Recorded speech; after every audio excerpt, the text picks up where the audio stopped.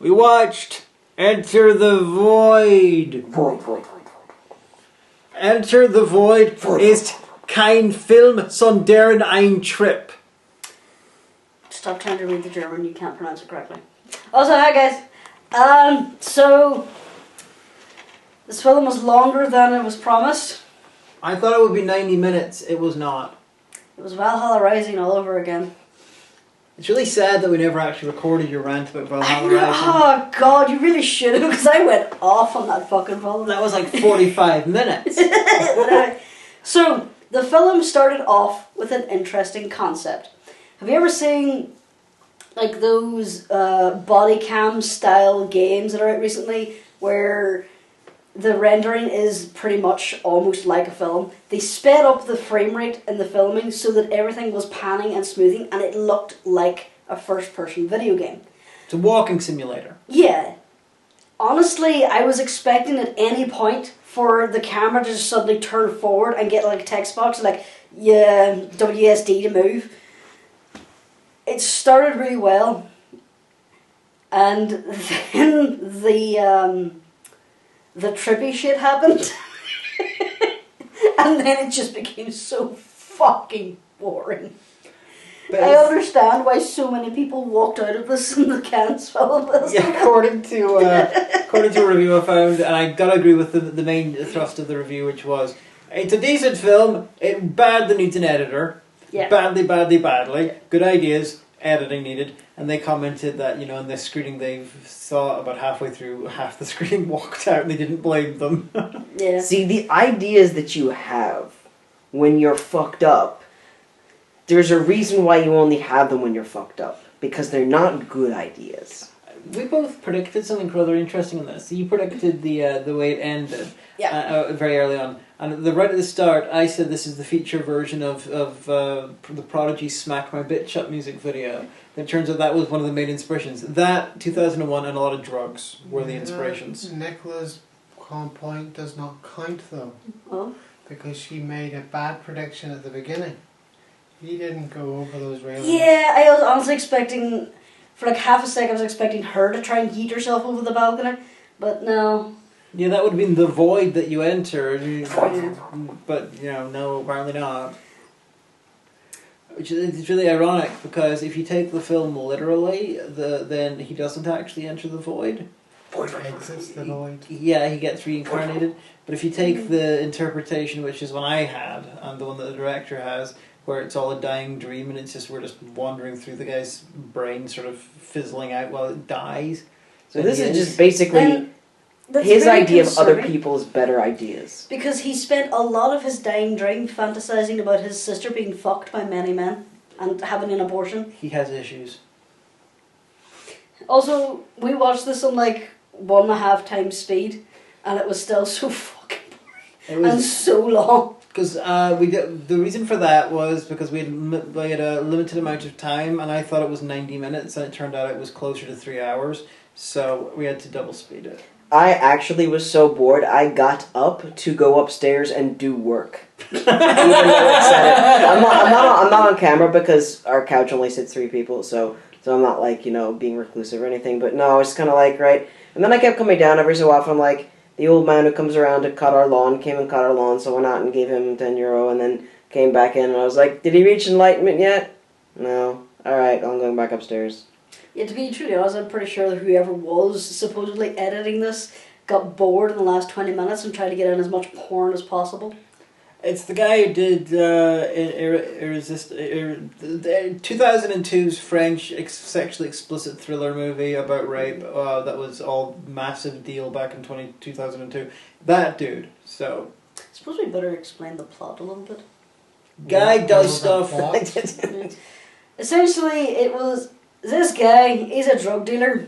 We start from his perspective, and his friend wants him to bring his drugs to a club. He goes to the club, the friend that was there sets him up with the police, so he runs into the bathroom, tries to dump his drugs, and being an American claims he has a gun, so of course they shoot him through the door, and he dies, and then it's a whole out-of-body experience with him reliving the memories of his life and then watching people as the time goes by. And you see the earlier scenes, which were all through his POV, you know, from over his shoulder, like a third person thing, you know, those scenes being redone. And oh, but see, it's all spoiled at the beginning because a friend of his explains to him the Tibetan Book of the Dead, and see, that was one of the parts that I was still here for because people were talking and being in a movie. So I thought, oh, something must happen eventually, and I was like, yeah, that's going to be okay. That's what's going to happen, yeah. Pretty much. He's just... But, you know, dying dreams, so that's one of the last things he heard before he died while high, and then, so it gives more weight to the interpretation that it's not literal, it's all just him dying.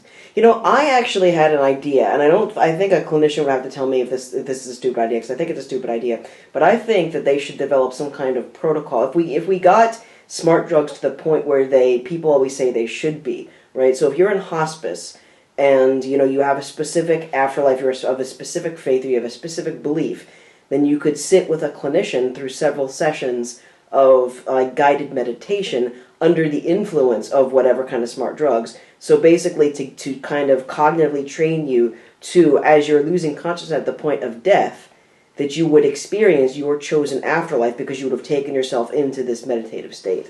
I mean, it's one of those like crazy ideas that I get that I can't like test in any kind of way, but I think it'd be cool. Sort of thing you do in sci-fi. Really hard to get an after-action feedback from that. Well, I mean, that's the best thing. That's the best kind of research, because if you're wrong, you won't know, so you rush away and publish as soon as you can. It's me out moment slowly dying. Things like, right, clear! Did it work? Ah! Man, this death ain't shit. I mean, obviously, it would only be a palliative use if, like, you were dying of a very specific condition where you were lucid and conscious up until the end. But you know, like this has definite good sections. Like the guy can really sort of move a camera to create interesting images when he wants to, and he can really, you know, do an inferior version of the 2001 Stargate sequence. There were a couple. Like, there was this one sequence, maybe about 2 hours in, where we had a camera shot come down from a plane through into a city street, then watch a person step into a cab and it comes through the cab's roof, all as a single shot.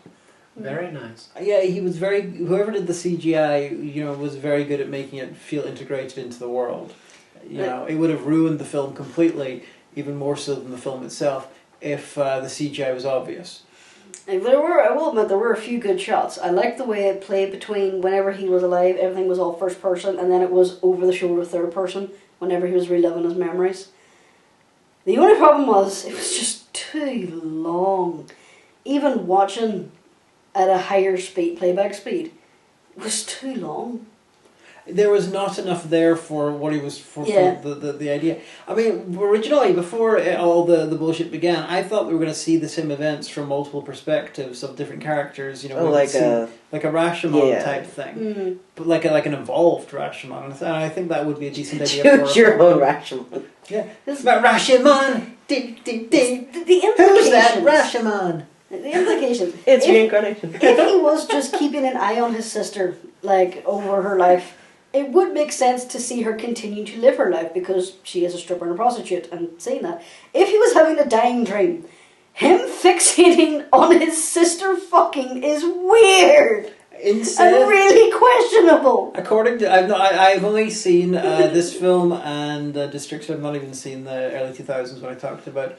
But according to the internet, Gaspar Noé's work tends to have themes of incest. I don't know why, but the internet says that. And his dad was a modern artist. Problematic. So you know, I'm sure it's all got an artistic point to it. But see, here's the thing. And again, it goes back to my original point.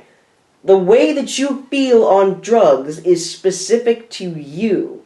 Like, you feel that things are quite meaningful. In psychology, we say things would be very salient. So, like, going to a wedding or being present at the birth of a niece or nephew would be quite salient. You would feel quite meaningful about those kinds of things. Now, we call when you feel salient, but there's no reason for it, aberrant salience. You see this a lot in the prodromal phase of psychosis, but you can also get aberrant salience when you are consuming drugs. So, looking at the sunset and thinking, this is the best sunset ever. I remember the sunset on one day when I was 2.5 years old, taking 7 photos of the sunset, and then when you tell other people about the sunset, they're like, okay, yes, that's fine, is a good example of this.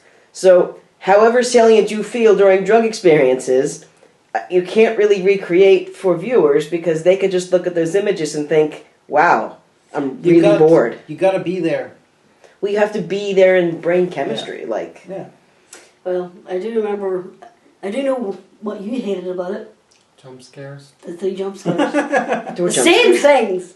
3 times it cut back to his memory where he was a kid with his sister in the car and their parents were just slammed into the semi. 3 times it comes in with just the sudden abruptness of and big crash. All 3 times that happened, jumped ahead of themselves. Yep. And then they had the girl screaming, which really set me off, so yeah. The opening credits were very enthusiastic. Intro to epilepsy? Yeah. It was trying to weed out the weak. The more important your name was, the more different fonts they used. That's my joke! I'm also pretty sure they tried to go through most languages in the world. Very possibly. Apparently, according to the internet, Tarantino thought that was the best credit sequence in history. Wait, the Quentin Tarantino? Yeah, but he's... Yeah, he sniffs feet, what does he care? He's mental. Yeah, so I don't really see much more to say. Patron, expose yourself, not expose yourself, but show yourself in the comments. We want to know, did you want this to be taken apart and drubbed, or is this like, a moment where you saw it and you're like, I will never feel again the way I feel about this? I think this was horseshit. I must subject other people to it. I mean, if so, and it is also possible it is a case of, haha, I will torment them type request, which, that's fair enough. But, I have a 7-hour, German art house film, extreme art house film about Hitler through there. This is a little baby art house film. Are you for going me. to You'll never send let me this to watch the it. patron as revenge? Well, I could theoretically, I suppose, but my point is, this is a little baby art house film compared to some of the shit I've watched without being instructed to. This is like, what was that one that we watched where it was like the aliens were like really small, living in some French apartment? We watched it for a collaboration that you never did. We watched it. Liquid Sky. It's like a combination of that and that other one that we said it was, like Rainbow. Beyond the Black Rainbow. Yeah. I can see that, yeah. This reminds me of the YouTuber. It was like way back in the day after Diablo, the game, came out. He came across a film called Diablo that used the same font, and he thought, oh cool, they made a film out of it. Turns out it wasn't. It was just a really shitty film. And he thought it was absolutely terrible. And he was annoyed that he got duped. So he decided, you know what? I wonder how many people I can fool with this. So what he would do is he would tell people that this was a film based on Diablo the game, and then force them to watch it, and he would watch their reactions. That's what we used to do with Chirpy. And apparently he's done this to like 14 different people. That's fantastic. Oh fuck, who was that? I think it was Wade, who usually collaborates with Markiplier. But it's just so funny.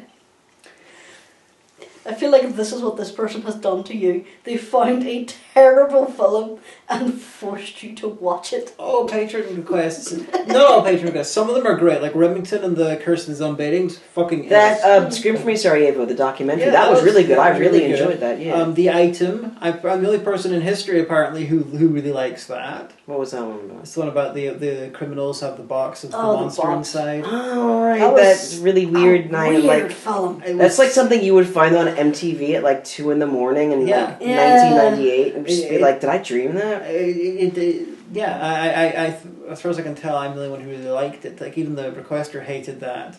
The director actually saw the review and he contacted me, because as far as I can tell, even like reviewers all hated it.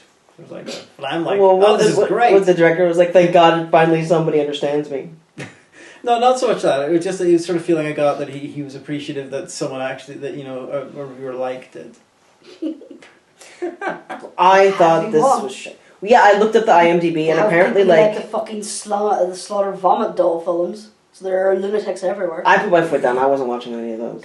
I'm not requesting anyone watching it. She made me watch like the first 2, 3, and I was like, I'm not watching anymore. Fuck off. No, I didn't. It was the Harry Russo things. No, those are different. Yeah, those are the schizophrenia. Oh, schizophrenia. Yeah, Slaughter Vomit Dolls ones I've never watched with anyone else for now. No, it was the Harry Russo stuff. You made me watch like the first 2, and I was just like, I'm not watching anymore. The third one, the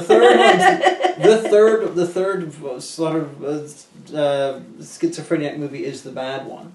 It's the one that veers into art house territory, and not well at all. Well, I'm very glad. And like your man who plays Harry Russo apparently is this like super huge baseball like fan. Yeah. Like he like has like collectibles and like he goes on podcasts and stuff, and I'm like, I've heard him like screaming racial slurs and profanities.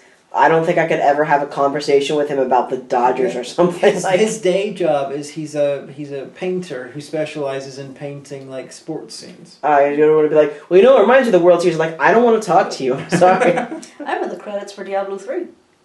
Oh shit! What did you do? I was a beta tester and I found a game-breaking bug. I was able to recreate it and send it off, so I'm in the credits. That's fantastic. I'm like, and you know those like big blocks of beta testers? I'm in there somewhere. I'm in the credits for a couple of films, like Sean Weathers, his film where the killer wears the Hagan T-shirt while murdering someone. I'm gonna get a T-shirt of Sean Weathers. Whenever I review that film, I'm gonna wear the T-shirt of Sean Weathers just as a little. That's so meta. Yeah, that'd be great. See, Patron, I hope this is what you wanted. Us talking about everything. Yeah, else. everything but this film. I'm sorry, it was shit. The really interesting thing, the 2001 Space Stargate sequence is, you know, according to IMDb, it was a big inspiration. Clearly, in the trippy bits, you can definitely see that.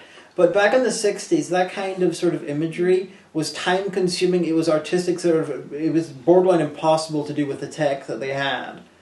And yet they managed it. They managed to create, you know, like Tesseract-looking things, all these amazing sort of vistas, just by layering different optical effects on top of each other. It took fucking weeks or months, and they had to do experts to do it.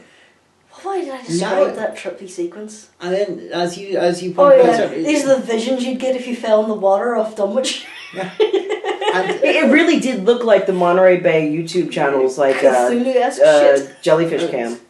But with this one, when they try to recreate that kind of 2001 thing, it's a screensaver.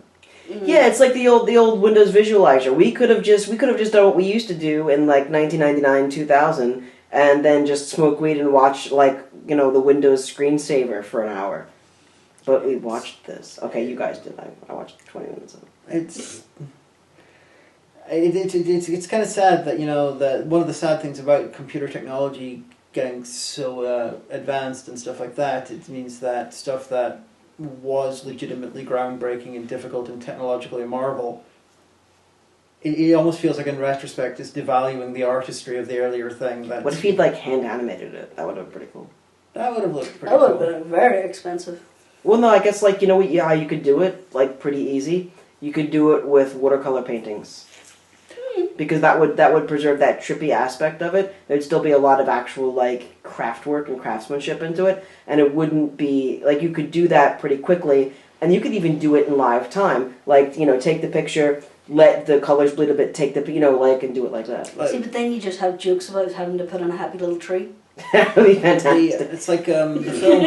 Here's your K-hole, here's your DMT ego death, and here's a happy little mountain and some happy little trees. The film Loving Vincent, it was done like it was rotoscoped, but every single frame was a painting done in the style of Vincent van Gogh, and it was about Vincent van Gogh.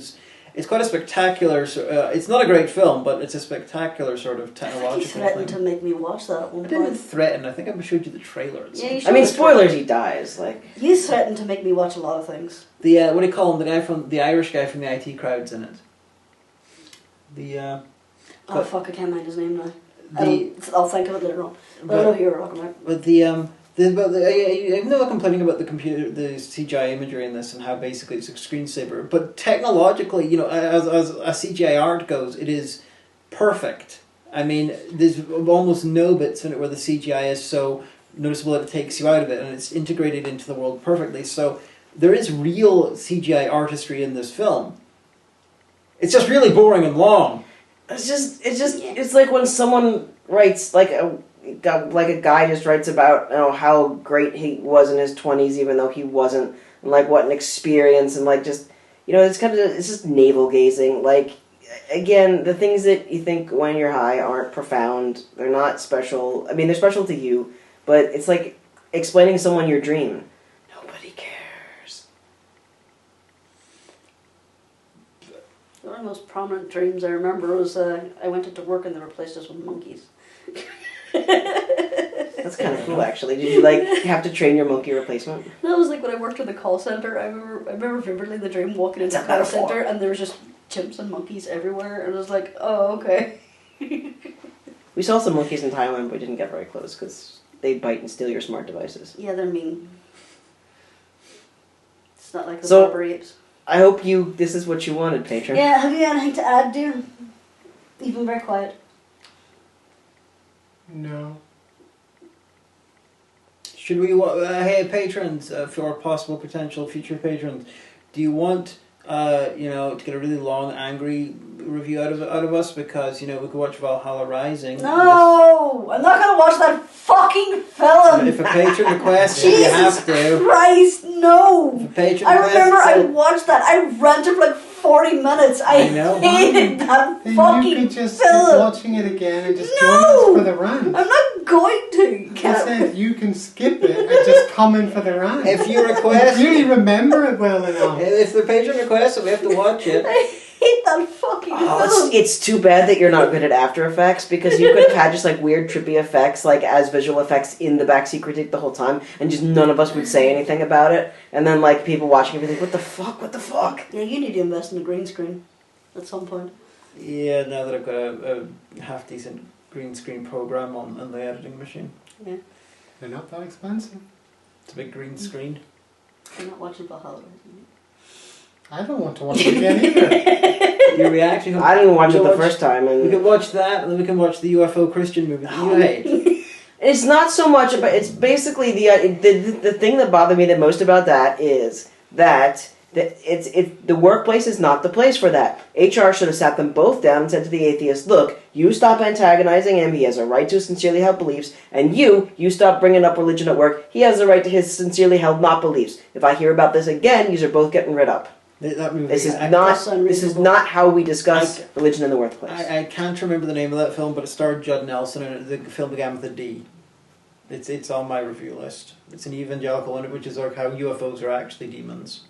It's fucking terrible. And here's the thing. Like, it could have, like, with that premise, it's stupid, but okay, I could see a pretty good, if you wrote the script right, you could have, like, a pretty good kind of thing, where basically, like, they're the truth is out there kind of journalistic publication, and so, like, maybe, like, the atheist is starting to wonder, oh my gosh, are there really aliens? Like, I'm a skeptic, and that's why I'm in this business, but could there really be aliens? This could be amazing. And then the Christian is like, oh my gosh, could there really be aliens? And then at the end, like, they see something, then the Christian could be like, oh my god, those were legit demons. Everything the Bible is real, those were legit demons. The atheist could be like, I saw them, they were legit aliens. Oh my gosh, everything that Carl Sagan said was true, So, like, that could have been, like, a really good, but no, basically they were demons. If you remember, they're both working for a magazine which is specializing in having two different sides that are opposed to each other, so the HR not dealing with it normally, it might be part of just their work culture, because that's what the magazine's about. Neoliberalism monthly. Yeah.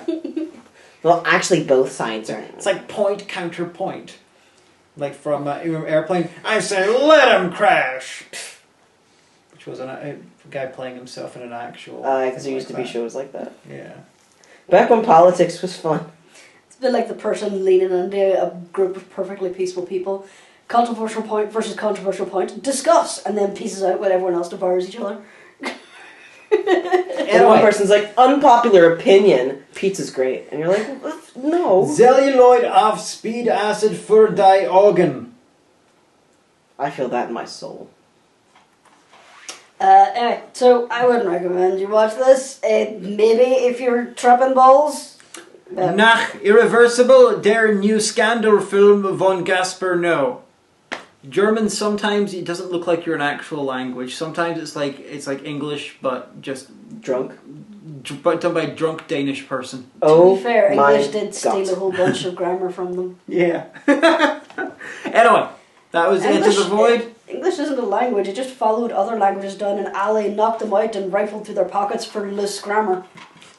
If you want to spend about 2.5 hours being all like, okay, and then occasionally being like, ooh, scandalous, why are those genitals glowing? Oh, look at that, all that semen. Ooh, look at that, incest subtext. That's like the last 20 minutes is the glowing semen. Yeah, so if you Spoilers, glowing semen. If you want to do that every so often, then fine.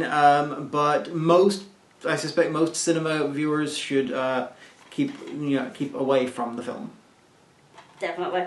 It looks like an at last. No, that's what I call music album cover. It does? No, that's what I call incest! No, that's what I call art house. Bye bye.